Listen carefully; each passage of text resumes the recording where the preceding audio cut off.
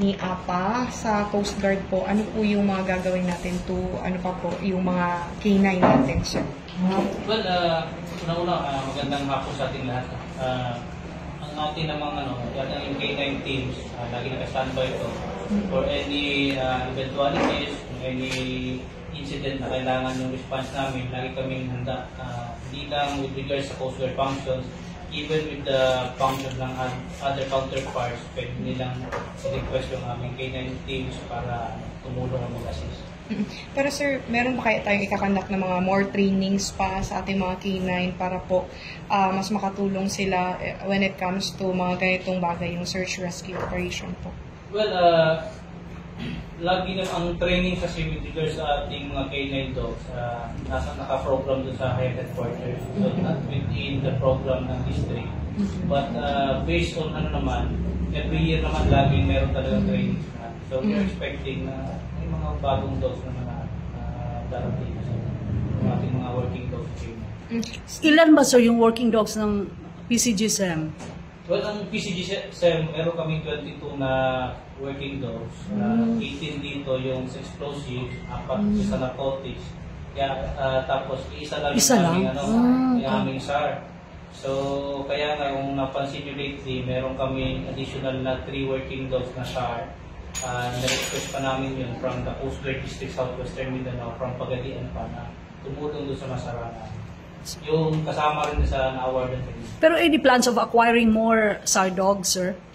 Well, siguro yung taga-K9 kung ano yung plans ng headquarters ng K9, kung meron bang plan or may parating ba dito sa Coast Guard District sa mga working dogs na SAR. Pero hindi din pwede yung mga narcotics dogs na i-SAR natin, no? Hindi na-train na sila. Iba yung training nila, specialization nilang tao. Okay. Pero sir, given that papalapit yung retiring age ni APA, do you have any plans to acquire bilang substitute niya? Well, ang headquarters naman ng K9, which is based in Manila, so bago naman mag-retire yung ating mga dogs, they will make it sure na meron silang mga kapalit. So, tingin ko naman, meron naman mga naka-standby doon ng mga SAR dogs sa ating headquarters, and most likely, bago siya mag-retire, yung kapalit namin. Pero sir, for example sir, hindi pa mag-decide yung national headquarters niyo for a parang replacement or substitute sa existing na SAR dog, open po ba yung Coast Guard District to accept parang yung natin donation na para i-train na?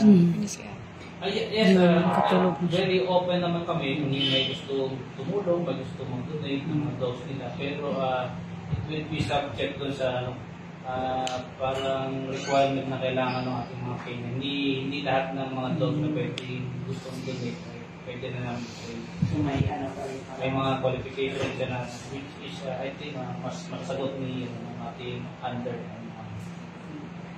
So, pag-develop po ka ng sir, pag-develop ng isang K9 dog, no? K9 dog pa. Ano po ba yung qualities na hinahanap natin for them to be qualified as search and rescue dog or narcotics sniffer? Pagka narcotics o saka exclusive, kailangan kasi yung aso natin, pag exclusive, kailangan rin siya with na hindi siya masyadong passive kasi delikado yung trabaho niya sa sir. How about the SAR, open area siya, dapat haba din ng drive niya. Kasi mula umagang hapon kasi yung searching niya. About sa narcotics exclusive, isang bagay lang po na isang get room lang ipag-search. Hindi katulad sa SAR na talagang kailangan mo siyang alagaan yung drive niya na tuloy-tuloy na hindi siya bababa. May yung qualification na sir. Mas taas, no? Kailangan mataas yung Span ng kanyang... Opo, mas mataas yung drive niya at yung energy niya po. Mag-matter ba ang breed, sir? Hindi naman po, kasi basta, katulad sa amin handler, basta aso, hindi lang baboy kaya ng ito po. So, pila ka sir, nabay mga specific dates sa iyang training bago siya ma-qualify as search and rescue or bomb sniffing or narcotic sniffing? Actually, bago kami nag-train ng aso, yung aso is of 6 months bago siya namin i-qualify ng training. Pero ano kayo, dadaan ko siya ng mga rehearsal bata, i-test muna kung kaya ba ng aso. Tsaka hindi kami yung masasabi ng for exclusive siya, for narcotic siya. Hindi yung higher quarters namin, siya yung magbibigay sa amin kung anong specialize na aso ko. Ang PCG, sir, na sobra na highlight, no? Sumikat yung nang dahil kay Apa at tumaas yung maybe yung moral ng PCG because of your performance sa Mako landslide. How do you feel, Sir Murphy? Actually, sa part ni Coast Guard, unang-una kami salamat. At least nakita nila kung paano yung, ano yung significance ng Coast Guard. Hindi lang sa dagat, at the same time, even dun sa mga incident na within dito sa lupa. But honestly, yung pag-recognize kay Coast Guard during the Masara landslide, I give credit sa inyo mga media kasi kayo talaga tumulong sa amin para naman ma-recognize si Coast Guard. Alam naman natin na pagdating dun sa lupa ng mga incident, hindi naman talaga kami yung lead dyan. So, malaking tulong yung ginawa nyo na ipakita rin kung ano yung mga nagawa ni Coast Guard, especially yung aming mga working dogs, para naman ma-recognize sila na malaking tulong talaga. Kasi sir, during the time na sumikat si Apa, is dumami yung nag-express mostly yung mga dog lovers, no? Yun nga, buhay na nga yung panawagan nila o ano yung mga venture kasi daw yung mga dogs doon sa iwan, hindi na daw na-rescue, but due to the popularity of Apa, nirescue ng I think kung nagsimula na nirescue na ng provincial government yung naiwan na alaga na aso.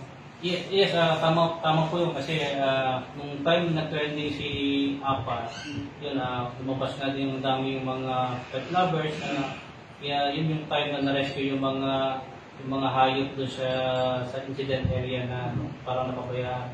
Actually, hindi lang yung mga aso, even yung mga pusa, na-rescue din sila. So, malaking tulong din talaga na maraming nagbigay ng attention kay Apal kung ano yung naging accomplishment niya during the time na nandun siya sa Masaya. Sir, It's not just the 3-year-old kid or the other na na-retrieve at yung mga pets doon na-save dahil sa kanyang popularity. Yes, tama po yun. No? for the record, Sir Murphy, is PO second Baba he promoted to higher up? He will be with his accomplishment dun sa nangyari sa Masara. I will give my instructions sa aking staff ngayon to review the policy para pwede ba namin siyang ma-recommend to promotion to a higher rank. Hey. Say murag nag-uol ka PO second. Happy sir? Happy.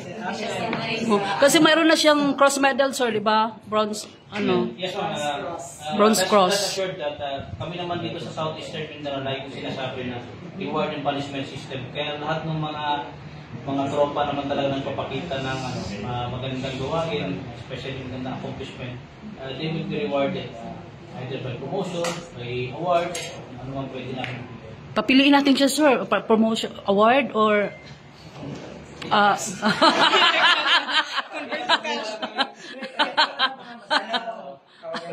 Bakasyon. 1 month. So, sir, yung parting shots mo bale, sir, since natapos na rin yung mission ni Apa doon, so ano magiging buhay na ni Apa? Well, unang-una, again, dahil ng binanggit ko rin na gusto ko magpasalamat sa inyong lahat, especially the media, hindi lang sa pag-attend nyo ngayon during the awarding kung saan tayo ay napagbigyan ng ating Vice Presidente to be the presiding officer at guest of honor natin. Kundi even pa doon sa lahat ng tulong nyo kay Coast Guard District Southeastern Mindanao, hindi lang incident sa Masara, even before nandun yan kayo lagi para tumulong kay Coast Guard dito sa Davao Region. So dyan pa lang, so kami napapasalamat sa inyo. And rest assured naman sa lahat ng ating mga constituents dito, yung community ng Davao Region, rest assured na yung inyong Coast Guard ay nandyan lagi in times of calamities, in times of disasters. Lagi kami, always ready kami para tumulong at mag-response. Sabi nga namin na meron kaming tinatawag na yung aming battle cry na isang bangka tayo. So buo kami para tumulong kung saan man yung sinasabi kong buo kasi during nung nangyari sa Masara, area of responsibility ng Davao de Oro yun, pero yung other stations like Oriental, yung ating headquarters, even yung Southwestern Mindanao nga, handa kaming tumulong para lang ma-accomplish yung mission namin. So again, daghang salamat sa tong